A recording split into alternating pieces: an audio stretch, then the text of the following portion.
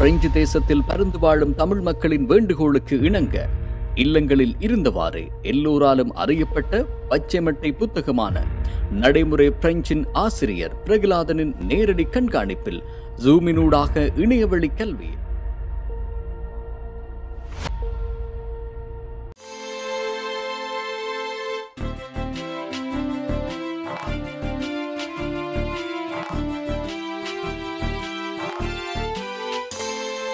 வணக்கம் எல்லாருக்கும். Bonjour à tous. J'espère que tout va bien. நாங்கள் 4 பாடங்களாக verbe être பார்த்து கொண்டிருந்தோம். இந்த verbe நிலையை சொல்வது, ஒருவரை பற்றி கூறுவதை நாங்கள் இந்த verbe être பயன்படுத்துவோம். ஆனால் இன்று பார்க்க இருப்பது verbe avoir. avoir என்று சொன்னால் வைத்திருத்தல் என்றதை குறிக்கும். இங்கிலீஷில் டு ஹேவ் என்றதை குறிக்கும். ஐ ஹேவ், யூ ஹேவ் என்று சொல்லி படித்த நீங்கள் அந்த வினை சொல்லத்தான் நாங்கள் பார்க்க இருக்கின்றோம். verbe avoir, வைத்திருத்தல். இதை நான் conjugué பண்ண போகிறேன். conjugué என்று சொன்னால் ஒரு மாற்றுதல். நாங்கள் இப்போ நிகழ்காலம் தான் படித்து கொண்டு இருக்கிறோம். அப்போ அந்த நிகழ்காலத்தில் verbe avoir எவ்வாறு உருமாற்றுறதுன்றதை தான் பார்க்க இருக்கின்றோம். சரி, அப்போ பாருங்க, j'ai என்று உச்சரிப்போம். அப்ப இதுல பாருங்க, ஜே என்று சொல்லி போடுறது காரணம், ஏ என்றது உயிரெழுத்துல தொடங்குது. அப்ப உயிரெழுத்துல தொடங்குறபடியால இந்த ஜேக்கு நாங்கள் எடுத்து போட்டு அப்போஸ்ட்ரோ போடுவோம். சரி, அப்ப அதான் நாங்கள் அப்போஸ்ட்ரோ போட்டு அந்த 2 சொல்லையும் ஒரே சொல்லாகத்தான் சொல்லுவோம். ஜே என்ன உச்சரிப்பியல், ஜே என்று சொல்லி உச்சரிப்பியல். சரி, அடுத்தது tu ஆ என்று உச்சரிக்கலாம். அப்ப இதுல பாருங்க, இதுலயும் யூ வருது கடைசியில உயிரெழுத்து, அடுத்ததும் உயிரெழுத்து. ஆனால் இதுல மாற்றம் செய்யக்கூடாது. ஜேக்கு மட்டும்தான் நீங்கள் மாற்றம் செய்யலாம். டியூல நீங்கள் மாற்றம் செய்யக்கூடாது. அப்ப to ah, will ah, L ஆ. அப்ப எல்லிலேயும் அதே மாதிரி தான் கடைசி எழுத்து உயிரெழுத்து வருது, நீங்கள் மாற்றம் செய்யக்கூடாது. ஆ, அப்ப நாங்க சேர்த்து சொல்லுவோம். ஒன்னா என்னன்னு சொல்லுவீங்க, ஒன்னா. nous avons. அப்ப பாருங்க, இதுல நாங்கள் எஸ்ஸையும் ஆவையும் சேர்த்து வாசிக்கிறோம்.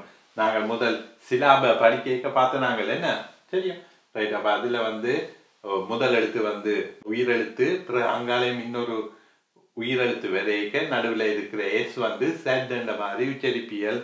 அப்ப nous avons. அதே மாதிரி பாருங்க, இது vous avez. அப்ப சேர்த்து சொல்லுவாங்க. பிறகு ils ont, elles ont. அப்ப இதுலயும் சேர்த்து தான் நீங்கள் சொல்லுவீங்க. அப்ப திருப்பி ஒருக்கா சொல்லுவா. j'ai, tu as, il a, elle a, on a, nous avons, vous avez, ils ont, elles ont.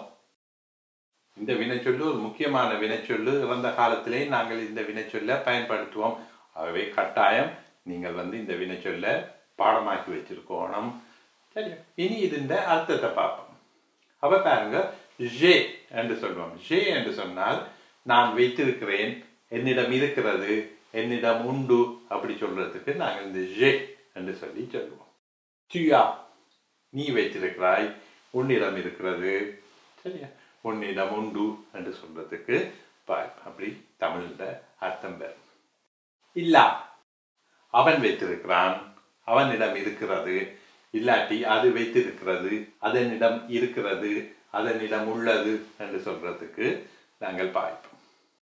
எல்லா, அவள் வைத்திருக்கிறாள், அவளிடம் இருக்கிறது, அவளிடம் உண்டு. சரியா, அதே மாதிரி அது வைத்திருக்கிறது என்று சொல்றதுக்கும் பாய்ப்போம்.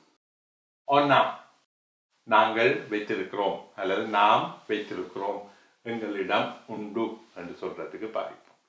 nous avons, அதுவும் அதே அர்த்தம் தான். நாங்கள் வைத்திருக்கிறோம் அல்லது நாம் வைத்திருக்கிறோம் என்றதை குறிக்கிறது. பிறகு vous avez. அப்ப vous avez என்று சொன்னால் நீங்கள் வைத்திருக்கிறீர்கள், உங்களிடம் உண்டு.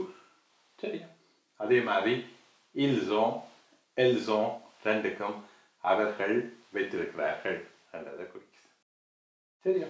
அல்லது அவர்களிடம் உண்டு என்றதை குறிக்குது. சரி, அப்போ எங்களுக்கு தமிழ் தெரியும். அப்போ நாங்கள் இதை வச்சுக்கொண்டு வசனங்கள் அமைப்போம். சரியா? அப்போ பாருங்க, இதில் வந்து எழுவாய் இருக்குது. சரியா? எழுவாய் இருக்குது. பிறகு அங்கால பயனிலை இருக்குது, வினைச்சொல்லும் இருக்குது, எழுவாய் பயனிலை இருக்குது. சரியா? பிறகு நாங்கள் ஒரு செயற்படு பொருளை போட்டோம் என்றால் சரி, ஒரு வசனம் வந்துடும். பாருங்க, தமிழில் நாங்கள் முதலில் எழுவாய், பிறகு செயற்படு பொருள், பிறகு பயனிலை போடுவோம். சரி, ஒரு வசனம் அமைக்க முதல் எழுவாய், பிறகு செயற்படு பொருள், பயனிலை. இப்போ உதாரணம் பாருங்க, அவன் ஒரு மாம்பழம் சாப்பிடுகிறான். சரியா? அவன் என்ன சாப்பிடுறான்? ஒரு மாம்பழம். அப்ப அது செயற்படு பொருள். சரியா? அப்ப எழுவாய், செயற்படு பொருள், பயனிலை.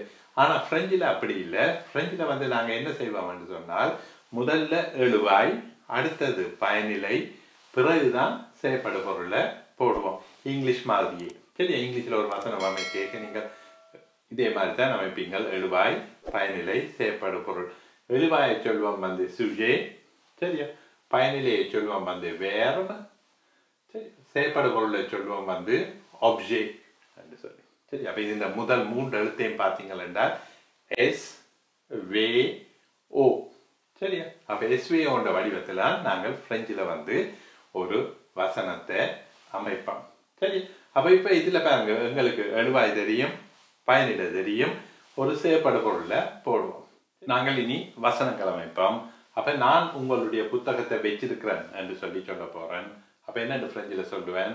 J'ai votre livre. நான் உங்களுடைய புத்தகத்தை வைத்திருக்கிறேன். அப்ப பாருங்க, முதல்ல வந்து எழுவாயை சொல்லுவீங்க, பிறகு பயனிலை, பிறகு செயற்படு பொருள். அப்ப இந்த வடிவத்துல நீங்கள் வந்து சொல்லுங்க. அப்ப நான் ஒரு கார் வச்சிருக்கிறேன். அப்படி என்னன்னு சொல்லுவீங்க? J'ai une voiture. கார் பெண்பால் என்றபடியால une என்று சொல்ல பாவிக்கிறீங்க. அப்ப j'ai une voiture. சரியா? அவன் ஒரு நாய் வைத்திருக்கிறான் என்று சொல்ல போறோம். அப்ப என்ன சொல்லுவீங்க? Il a un chien. என்ன சொல்லுவீங்க?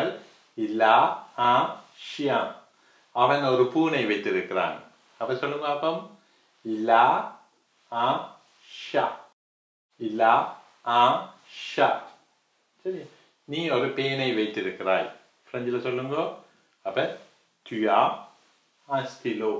சரி, அப்ப tu as un stylo என்று சொல்லி சொல்லுவீங்க. அப்ப நீ ஒரு பேனை வைத்திருக்கிறாய் என்று சொல்லி. சரி, அப்ப முதல்ல எழுவாய், அடுத்தது பயனிலை, பிறகு செயற்படு பொருள். சரி, இந்த வடிவத்தில் போட்டு விட்டீங்கள் என்றால் ஒரு பிரச்சனை இல்லை. நீங்கள் வசனம் அமைக்கிறீங்கள், வடிவாக பிரெஞ்சு கதைக்கிறீர்கள். சரியா? அப்ப நீங்கள் ஒரு பேக் வைத்திருக்கிறீர்கள் என்று சொல்றார். சரியா? அப்ப இதை பிரெஞ்சில் எப்படி சொல்லுவியல்? Vous avez un sac. என்னன்னு சொல்வியல்? Vous avez un sac. இனி சொல்ல போறோம், உங்களுக்கு நேரம் இருக்குது என்று சொல்லி சொல்றோம். உங்களுக்கு நேரம் இருக்கிறது.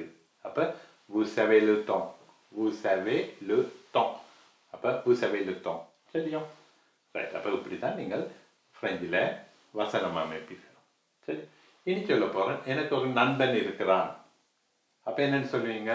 J'ai un ami. சரி, j'ai un ami. எனக்கு 2 நண்பர்கள் இருக்கிறார்கள். 2 நண்பர்கள் இருக்கிறார்கள். அப்ப என்னன்னு சொல்லுவீங்க? J'ai 2 amis. சரி, j'ai 2 amis. எனக்கு 3 நண்பர்கள் இருக்கிறார்கள். J'ai 3 amis. சரி, j'ai 3 amis. அப்படி நீங்கள் எண்ணிக்கையை சொல்லலாம். அதே மாதிரி நீங்கள் உங்களோட குடும்ப அங்கத்தவர்களை சொல்றதுக்கும் நீங்கள் இதைத்தான் பாவிப்பீங்க. இப்போ உதாரணமாக பாருங்க, எனக்கு ஒரு சகோதரி இருக்கிறார். அப்ப என்னன்னு சொல்லுவீங்க? J'ai une sœur. சரியா? எனக்கு ஒரு சகோதரன் இருக்கிறார். J'ai un frère. அப்ப நான் இந்த 2 வசனத்தையும் சேர்த்து சொல்ல போறேன். எனக்கு ஒரு சகோதரியும் ஒரு சகோதரனும் இருக்கிறார். இதை பிரெஞ்சில் எப்படி சொல்லுவீர்கள்? J'ai un frère et une sœur. சரி, அல்லது நீங்க மாறியும் சொல்லலாம். J'ai une sœur et un frère. இடையில அந்த ஏ என்ற சொல்ல போட்டு வசனத்தை அமைச்சீங்கள் என்றால் சரி. அப்ப திருப்பி சொல்றேன் பாருங்க. J'ai une sœur et un frère. சரியா? அப்ப நீங்கள் உங்களுடைய பிள்ளைகளை பற்றி சொல்ல போறீர்கள். எனக்கு ஒரு பிள்ளை இருக்கிறார் என்று சொல்லி சொல்ல போறேன். அப்ப என்னன்னு சொல்வீங்க? J'ai un enfant. சரியா? J'ai un enfant. இனி சொல்ல போறேன் எனக்கு ஒரு மகளும் ஒரு மகனும் இருக்கிறார் என்று சொல்ல போறோம். அப்ப என்ன சொல்வீங்க? j'ai une fille et un fils. அப்ப j'ai une fille et un fils என்று சொல்வீங்க. சரியா? ரைட். அவ fils என்று சொல்லலாம். சில பேர் வந்து garçon என்று சொல்லுவீனம். என்ன? j'ai une fille et un garçon என்று சொல்லுவீனம். ரெண்டும் சரி. அப்ப நீங்கள் உங்களுடைய குடும்ப அங்கத்தவர்களை பற்றி சொல்றதுக்கும் இந்த verb அவ்வாறு வந்து உதவுகிறது. அதை வச்சு கொண்டுதான் நீங்கள் சொல்லுவீர்கள். சரியா? ரைட். அடுத்த பாடத்துல வந்து நாங்கள் இந்த verb அவ்வாறு வந்து எதிர்மறையில எப்படி சொல்லுவோம், எப்படி வினாவாக்குவோம் என்றதை பார்க்க இருக்கின்றோம். அப்ப இந்த பாடம் பற்றிய உங்களுடைய எண்ணங்களையும் கருத்துக்களையும் கொமெண்ட்ஸில் பதிவிடுங்கள். பிடித்திருந்தால் லைக் பண்ணுங்கள், ஷேர் பண்ணுங்கள், சப்ஸ்கிரைப் பண்ணுங்கள். நான் உங்கள் Prahladan. Au revoir, à la prochaine.